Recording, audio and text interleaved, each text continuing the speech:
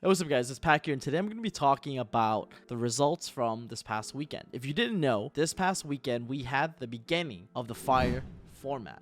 Phantom Nightmare is finally illegal, and duelists around the globe are super excited to be dueling. What I'm going to be doing today is going to be covering and looking at the regional results to see if I was right or wrong in whether or not this is a tier 0 meta. Is the majority of Top Cut going to be fire decks, or is it not going to perform? But we're going to be taking a look at the empirical data by my good friend Super Polito, who actually went through and combed through every regional just to determine, what's been topping. And the results may or may not surprise you. Let's take a quick look. But before we do, don't forget to check out tx61.com and use pack10 for 10% off Supreme Pro sleeves, the best sleeves in the game. Let's take a quick look at the regional results, right? Week number 6 is actually the release of Phantom Nightmare. It's the release of Snake Eye Populous, the release of Promethean Princess. It also released a bunch of other really solid decks as well, which is Voiceless Voice or Silence Enforcer in the OCG. That deck is what I consider like the third best deck, right behind Fire King Snake Eye and Pure Snake Eye. How did Fire perform the first weekend release? Keep in mind, this weekend's release was also the same release of Phantom Nightmare itself, so people had to scramble to get the new cards. And in duelist fashion, they had no trouble getting it. Let's take a look. So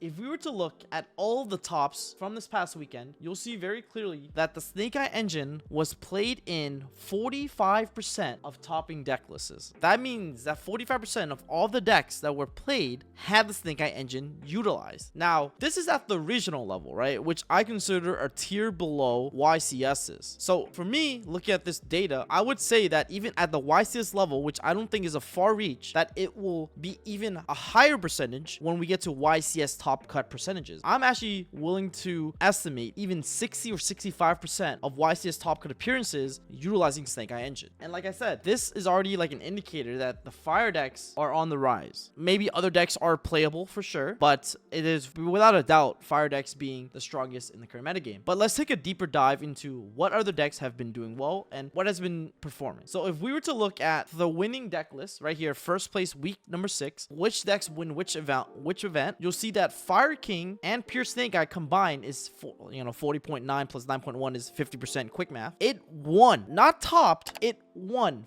50% of all these regionals that were hosted, right? From Latin America all the way to North America, all the way to Europe. It won 50% of all these regionals. Let me count how many regionals there are. There's 1, 2, 3, 4, 5, 6, 7, 8, 9, 10, 11, 12, 13, 14, 15, 16, 17, 18, 19, 20, 21, 22, 23, or maybe I counted wrong. It's like 22 regionals. It won 11 regionals out of 22 regionals. That is absurd. The fact that a deck has that much of a win rate, in my opinion, is crazy. Like the fact that it's like not just top like 45%, like the engine itself top 45% of all events, it won 50% of all events. So the conversion rate of topping and then winning is pretty high. That is insane. But let's take a look at some of the other decks, right? Like some other decks that won were like Kashtira, Dragon Link, right? You had Voices Voice, definitely other decks as well, but definitely predominantly fire decks, right? And this is like the thing that, and it's important to look at these type of data because this type of analysis on the meta is what I use to determine how to build a side deck. And if you guys are interested, I will definitely go over a side deck video as well, but this is one of the first steps. I look at what does really well, and it seems like Fire King is mainly played, not even the pure deck. Fire King is the main deck that has been seeing the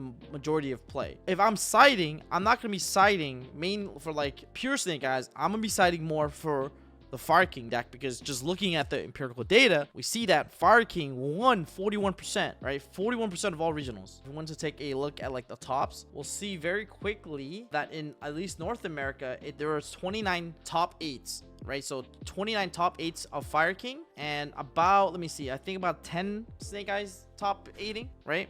In terms of like tops, and you have like Rescue Ace, which I consider a fire deck too, right? It's quite funny because these decks are topping and people are doing it without even the maximum copies of Bonfire. Like I literally watch a deck profile, literally look right here, of a guy who topped a regional, got like I think top 4 or something with only 2 bonfires. Like people aren't even playing maximum efficiency in their list because they couldn't find it, because this was the week of the cards finally being released. So keep in mind, I think these numbers are actually even lower than expected because of the fact that this was the week of release of Phantom Nightmare. So it's a lot harder for people to get the cards, and the fact that it was hard for people to get those cards and that this many people did well just goes to show that I do think that it wasn't an exaggeration in my previous video that I do believe we're entering a tier 0 meta, in the sense that the majority of top cut is going to be represented by these fire decks. And you'll see right here that the majority of fire decks are topping, whether that's Rescue Ace, whether it's Fire King, whether it's Pure Snake Guy. They will make up the huge majority of what does well, right? And it makes sense. This is like what we have expected so far. And the beautiful part about this spreadsheet, which I'll link below as well, is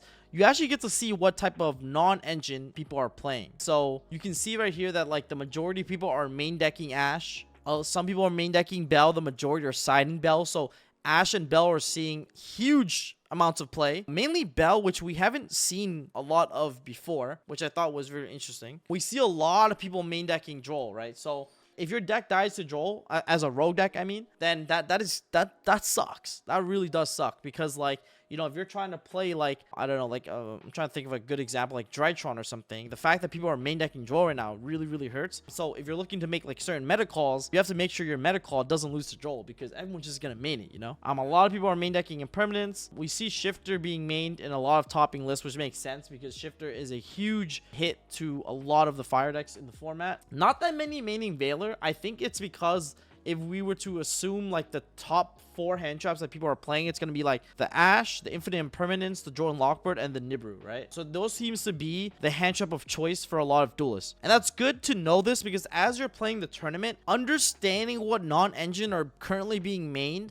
allows you to get a better understanding of like, okay, these are cards I need to play around. If you watch my local videos where I take the Fire King deck to locals, you see me verbally say like, okay, the only other card I lose to now is Bell. The only other card I can lose to now is this. Is it likely my opponent can have this? Yes, because it's currently being mained in a lot of strategies right now. I think that's pretty neat, right? Everything else seems to be very low. Like some people was maining Ogre, some people were maining Mourner, some people siding Spooky Dogwood, right? But it seems like we got an idea of like non-engine people are playing. It seems like hand traps are the main consideration for what people are playing. But let's take a look at some non-engine in terms of spells. You can see that the card that really stands out here is Triple Tactics Talent. This card seems to be just in everyone's main deck, right? So this is a huge consideration. It's something to really think about, because a lot of people are choosing to play talents now. So maybe end boards like Appaloosa might not be the greatest because it plays in a talent, right? So maybe it's better to go for like an IP line or something along those lines. But basically, this is how I analyze data in order to come to better understanding of the format when it relates to tech choices. So I highly recommend you to look at these objectively, get a better understanding of the format. And I think this will help you deck build and also play into the format a lot better. I hope this helps you guys in terms of looking at the format and understanding the format a little bit better, right? Week number 1, people are doing really well with fires. Even if they don't have all the cards, they're still playing it and they're still performing. And I think that's going to continue to be the trend. I think the numbers right now are very high, but I think they're actually going to continue to go up. So let me know if you agree in the comment section below. And don't forget to subscribe, and I'll see you guys in the next one. Peace.